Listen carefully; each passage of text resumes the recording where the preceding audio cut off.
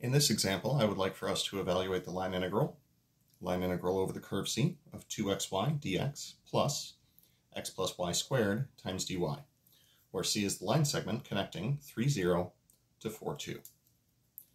So as we did in our last example, first thing I'd like to do is actually get a visualization on the curve in question. So here's 1, 2, 3, 4, and 1, 2. So our curve connects 3, 0 with 4, 2. The orientation of the curve will look like this. So we're treating 3, 0 as though it's our initial point. We're treating 4, 2 as though it's our terminal point.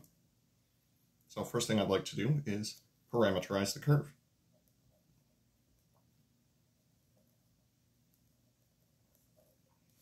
What we're going to do is a very common parameterization for line segments.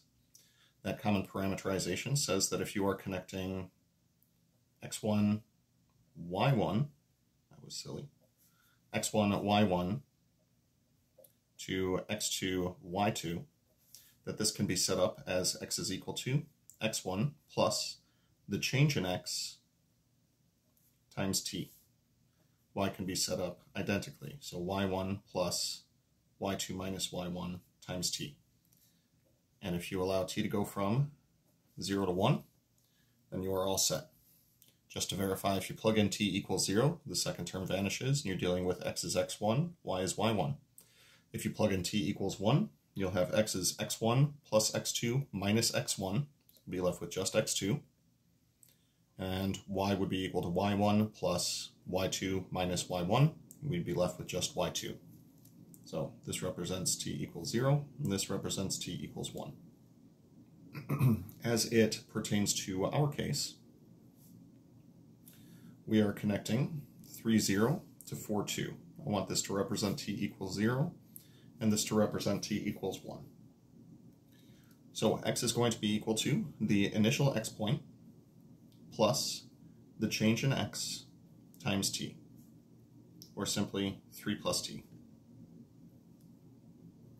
Y will be equal to its initial point plus the change in y times t, or simply 2t. And you can verify when we plug in t equals 0, we'll get 3, 0. When we plug in t equals 1, we'll get 4, 2. So that takes care of the bounds. Next is to actually plug everything in. So 2xy times dx plus x plus y squared times dy. Bounds, we said, will go from 0 to 1. We have 2 times x, which is 3 plus t, times y, which is 2t, times dx. So if dx is equal to 3 plus t, differentiating that will give us dx is equal to simply dt. So dt plus x plus y squared times dy. dy is 2t, therefore dy is going to be equal to 2 dt. And again, that simply comes from differentiating with respect to t. Now both of these terms contain a dt. What I'm going to recommend is that we just do a little bit of algebraic maintenance at this point. Distributed 2 and distributed 2t. That'll be 6 times 2t, that'll be 12t. 2 times t times 2 times t, that'll be 4t squared. Plus 3 plus t plus squaring the 2t here will give us 4t squared. And we still have a 2 after that. All of those now have a dt in common, which is why it's going to go all the way at the end. Distributing the 2, this will be 8t squared plus 4t squared. That'll give us 12t squared. We'll also have 2 times t, that's 2t plus 12t, that'll be 14t. And for constants, we'll have 2 times 3, that'll be 6. Evaluating this integral according to the power rule, that'll be equal to 4t cubed plus 7t squared plus 6t. That'll be going from lower bound 0 to upper bound 1.